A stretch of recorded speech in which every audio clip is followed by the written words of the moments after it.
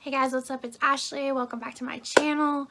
I know it's been forever and a minute since I've done a video.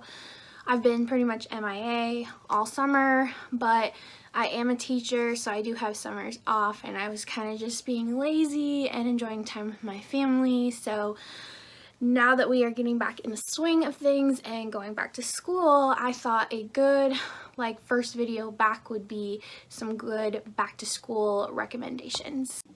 Okay, so this is going to be a back to school vibes romance recommendation video. So basically all of the books I'm going to be recommending, a school setting is pretty big to the overall plot of the book.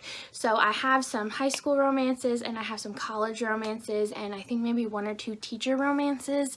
So let's just get going. Okay, so the first book is actually a romance mystery, and it is A Good Girl's Guide to Murder. And the reason that I'm including this is because it has a very large school setting. The entire reason that our main character is solving the mystery in this book is because it is her senior project to graduate, and she presents it to a teacher and says, hey, you know, I don't think that this murder that was solved years ago was actually correct, and I want to resolve it. So that is what this book is she is trying to figure out who actually killed a person that was already dead, if that makes any sense. So our main character is Pip, and she is basically solving the murder of a teenage girl that happened 5 years prior to the events in this book. And the person that was accused of killing the teenage girl happened to be the brother of a guy that Pip gets involved with in this book. Basically, she approaches the brother and says, hey, I don't think your brother actually killed her, and the two of them set off to solve this mystery together. So there is romance. I love this book. It's a fun, quick, easy read. It is a trilogy.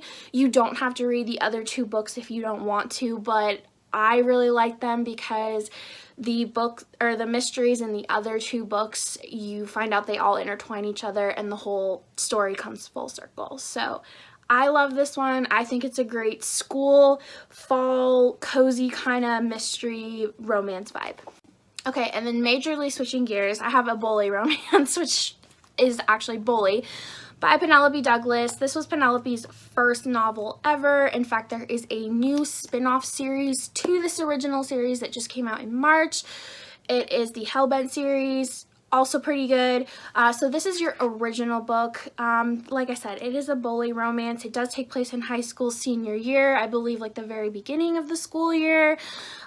Tate is our girl, Jared is our guy. They were childhood best friends, and then all of a sudden Jared started hating Tate for no good reason whatsoever. So this is just another good, quick, easy read, especially if you love bully romances and the whole tension and enemies to lovers vibes. Okay, and then also from Penelope Douglas, who happens to be my favorite author, we have Punk 57. This is another bully romance. This is a pen pals to enemies to lovers book. So basically our two main characters, Ryan and Misha, they were paired as pen pals in the 5th grade from opposing schools, and they just really love to talk to each other, so they decided to continue their pen pal friendship with the premise that they are never ever going to meet because they don't want to destroy the illusion. You fast forward years later, they are both seniors in high school, and they meet each other at a party, and Misha is able to figure out who Ryan is. Ryan doesn't know that it's Misha, and basically Ryan is everything that she has said in her letters that she absolutely hates, and completely turning Misha off from her. And I love this book. The tension is totally there. This was one of the first books that I read when I got into the whole book talk era. So this book holds a special place in my heart. I love it. But yeah, another really good high school bully enemies to lovers vibes. Okay, and then one little fantasy book I do have is Zodiac Academy.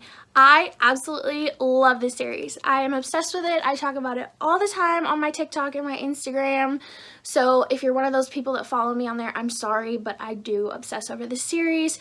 So this is a college bully romance. Obviously, it's a fantasy. So you have twins, Tori and Darcy. They are your leading characters. And when the series starts off, they are 18. They are in the mortal realm. They know nothing about being magical beings or anything like that. They just think that they are humans who have lived a really, really crappy life growing up in foster care and all of that. Then one day you have Professor Lance Orion that arrives on the twins' doorstep and basically tells them that they are fae, they are very important fae, their parents were royalty, and that they need to come to Zodiac Academy to get their education so that they can take over the throne eventually. This series is so much, you guys. There are currently 7 books. The 8th and final book is set to come out this December. My countdown calendar is like, but don't take these books lightly. The bullying is pretty big. Big romance doesn't really start to develop until the 2nd and 3rd books, but it's so worth it. So worth it. So if you love fantasy and once again you love bully romance aspects, go ahead and give this a try. One of the guys in here for one of the girls is like one of my favorite book boyfriends of all time. So yes. Okay, and then switching gears once again, I have a college sports romance. That is The Hardest Fall by Ella Maise. I read this last fall during football season. It had all the perfect aesthetics and vibes. So you are going to have Dylan and Zoe, and this is a friends to lovers book. Normally friends to lovers isn't my favorite, but I love how this was done because they meet at the very beginning of the book, like their freshman year of college. And they're both very interested in each other, but just timing and circumstances causes them to just not get together. And so they keep having these meet and greets randomly for their first 2 years of school, and they just can't get together. And then their junior year, something happens with Dylan where he loses his housing with the football team. And so the coach is like, okay, I have a spare apartment that you can go stay at. Well, it just so happens that this spare apartment Zoe is currently residing in. So her and Dylan are going to become forced roommates. It is a forced proximity. There's a reason Zoe is living in this coach's apartment, and it's all very wild, and there is some miscommunication in here, but I didn't hate it because of the plot and like the surprises with the coach and everything. So if you like a college sports football romance, give this one a shot. Okay, and then next we have a book that probably everyone has read, but I'm going to talk about it anyway. That is The Love Hypothesis. Oh, I can't talk. Love Hypothesis by Hazelwood. So this one is going to be a college academic colleague romance, I guess you could say. It is fake dating, but both of our leading characters happen to be, well, okay, so Adam is a, like, college professor science guy. I'm totally butchering this. And Olive is a grad student. So, yeah, they're both in the science department at college. I promise I don't teach science, you guys. I swear, I promise. But you have your fake dating. Adam was just, he was top tier. This is such an easy read. I read this in like a couple hours on a Saturday last year, and I am really itching to reread it for September. I just think it has the perfect back to school vibes. Once again, you're in a college setting, you have your professor, you have a grad student. It's not a forbidden romance because Adam specifically is not her professor, and that's why they are able to fake date. But yeah, I love this. It does have the, you know, who touched you trope in it. Like, yeah. So if you have like been under a rock and you have not read this, go pick it up. Okay, and then I have Better Than the Movies by Lynn Painter. This was a new release last year, and I love this book. It is YA, so there is no spice, but that's okay. It's just a good, light, fluffy-hearted romance. And what I loved about this book is our main character, I think her name is Liz. It's been like a year since I've read this. Yes, Liz. and she loves rom-coms. So there's so many references in the books to rom-coms, like from the 90s and the early 2000s, and it's just, I love it. I love when books give references like that. And then our guy, this was an enemies to lovers, I think, like, not really enemies to lovers, just like, you know, one of those books where they say it's enemies to lovers, but it's really just more banter. So anyway, you have Wes. They are neighbors.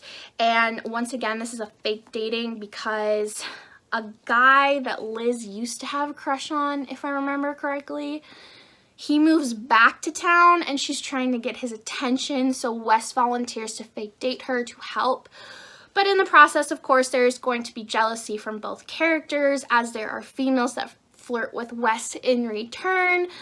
Like I said, just if you like a good high school YA romance with some nice little movie references and fake dating, this one was a good one. This also takes place at prom time, so prom is very heavily the theme here. Okay, then I have Lessons in Corruption by Giana Darling. This is the first book in the Fallen Men series, which is a motorcycle club gang. I'm gonna be honest, I wanted to skip this book entirely because I've heard from everybody that the second book in the Fallen Men series is like the best ever. And if I'm being honest, the first book did not interest me at all. So your blurb is it is a student-teacher romance, but it is reversed. So the female is the teacher and the student is the male. And I did not know how I would feel about a woman in her mid-20s hooking up with an 18-year-old boy, but I actually loved this book. I loved it more than the second book. So, yeah, that is your premise. It takes place at a private school in Canada. And our teacher, she has just recently divorced her much older, much more boring husband. And so she's just looking to get out in the world and have some more fun in her life. And then she meets King. She meets him at a bar one night and they hit it off and they hang out and they have fun. And then she later discovers him in her English class, because I think she taught English. I could be wrong. But he is very, very persistent that he is going to pursue her. He does not care that she is his teacher. She is very careful of the rules, you know, at first, but, yeah, so I really enjoyed this one if you are willing to try a student-teacher vibes book. Okay, and then I want to do one final recommendation for a reverse harem, because I feel like nobody really talks about reverse harems for school settings. Maybe I could be wrong. I don't know, drop some recs if you know them, but it is Kings of Quarantine. This is by the same authors, the Twisted Sisters that write Zodiac Academy. This is not fantasy, but oh man, was this a wild ride. So I read this at the beginning of the summer. It's 4 books, which I really like, because some of the reverse harems I've read, it's only 1 book, so you get to the smut like really, really quickly. I am the type of person where I like smut, but I don't like it when it is like the entire plot of a book. And so because this was a 4-book series, it is quite a little bit of a slow burn to get to her having a relationship with all 4 men. Basically, this takes place at a private high school boarding school, and so the authors wrote this when COVID like first kicked off.